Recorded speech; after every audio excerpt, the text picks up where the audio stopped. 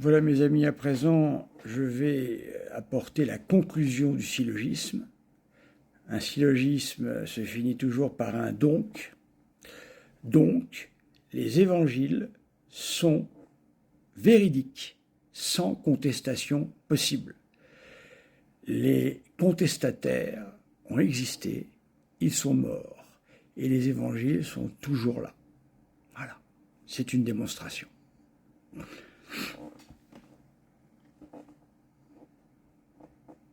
Alors, les trois premiers évangiles synoptiques ont été composés sur un même plan. On peut mettre leur texte sur 3 colonnes parallèles, en synopse. C'est pour ça qu'on les appelle synoptiques. Les événements se touchent. On peut mettre leur texte sur 3 colonnes et obtenir ainsi une vue simultanée des différents événements, sur la vie du Sauveur en particulier. C'est le résumé par écrit des prédications orales des apôtres. Vous voyez le sérieux de ce travail de rédaction tout de même. Hein. Or, le 4e évangile, celui de Saint Jean, est composé suivant un tout autre plan. Il va insister, lui, sur le ministère de notre Seigneur en Judée, plutôt que sur celui de la Galilée, et va mettre en pleine lumière la divinité de notre Seigneur, que les synoptiques proclamaient aussi, mais en l'énonçant autrement. C'est pour ça que l'on figure Saint Jean sous la forme d'un aigle, car il met en avant la divinité de notre Seigneur, la divinité du Mashiach. C'en est assez pour que certains critiques modernes crient à l'opposition entre les évangiles.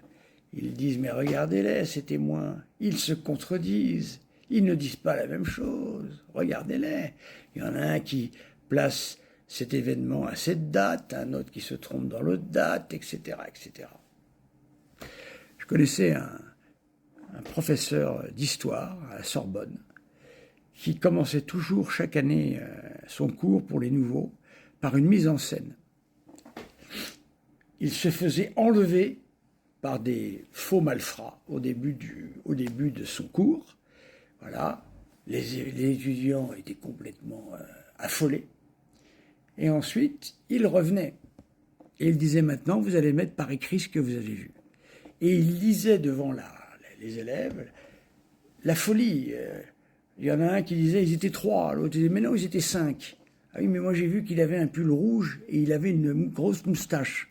Non, non, non, il n'avait pas de moustache. Voilà. Il n'y en avait pas un qui disait la même chose. Donc c'était pour bien démontrer que le témoignage oculaire sur les détails de peu d'importance n'est pas fiable. Il est fiable sur l'essentiel de ce qui s'est passé.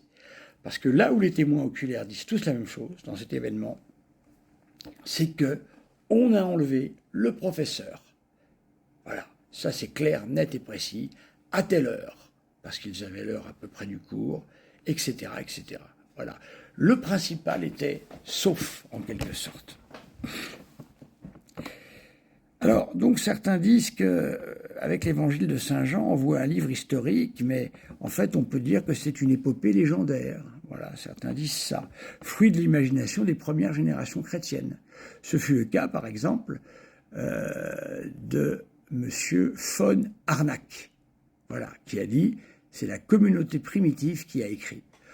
Cette difficulté a été très longtemps mise sur le tapis, hein, très longtemps. Alors que répond-on à ça? Tout d'abord que non seulement il n'y a aucune contradiction réelle entre les récits des synoptiques et celui de Saint Jean.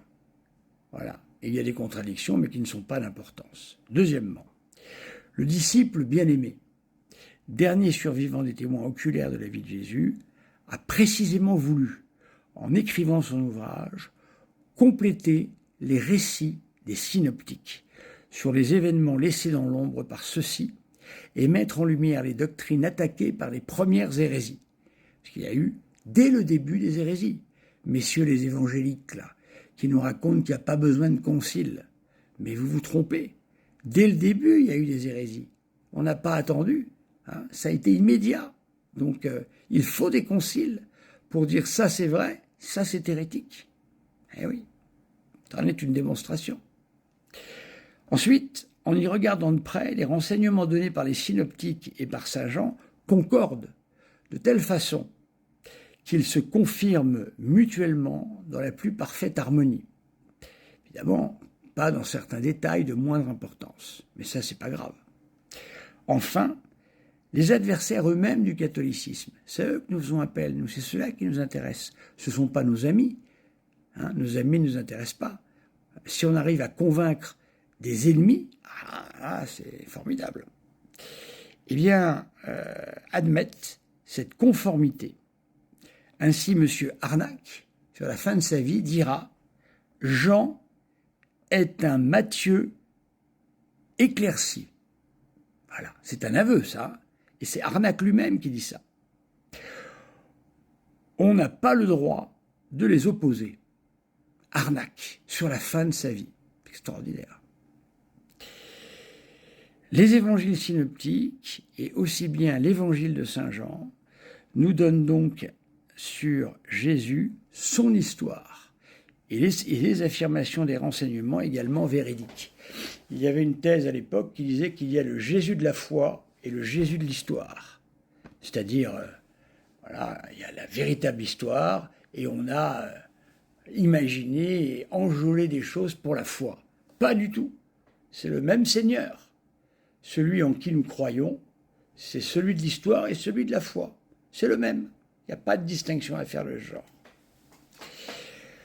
Une démonstration analogue à celle faite pour les évangiles pourrait être réalisée aussi pour les actes des apôtres, les épîtres et l'Apocalypse. Nous voyons bien qu'après les efforts acharnés en sens contraire, les critiques des 2 derniers siècles, rationalistes, ont été obligés eux-mêmes de revenir sur tous les points essentiels aux positions traditionnelles et raisonnables qui sont les positions catholiques. Un von Arnac n'était pas n'importe qui, il avait plusieurs doctorats, c'était des gens très intelligents. Il n'y a pas de pire erreur, que de prendre nos ennemis pour des imbéciles. Von Arnac était un hérétique, c'est vrai, mais un homme extrêmement intelligent, très précis dans ce qu'il faisait. Et à la fin de sa vie, nous le voyons, il a dû revenir sur tout ce qu'il avait dit. Voilà. Ça montre aussi que la vérité finit toujours par triompher, mes amis. Voilà. C'est ce que je dis souvent aux évangéliques. Je leur dis, c'est en fin de compte l'évangile lui-même qui est votre pire ennemi. Voilà, mes amis, ce que je voulais vous dire. Voilà. Quelque chose de très important, un peu austère peut-être, mais c'est très important pour montrer à nos amis qui nous écoutent, qui ne nous croient pas, qu'ils peuvent ne pas nous croire, mais en tous les cas, les récits des évangiles, le récit de l'évangile de saint Jean, tout le Nouveau Testament est absolument sérieux, relaté par des témoins remarquables, voilà, dans leurs mœurs, dans ce qu'ils étaient. Et je n'ai même pas parlé de ce qui était surnaturel, c'est-à-dire le charisme de l'inspiration. Je reste donc dans des choses qui sont acceptables dans ce que l'on appelle la critique externe. La dernière fois, j'ai parlé de critique interne, puisque j'ai parlé du texte lui-même, que nous avons regardé pour en voir la fiabilité.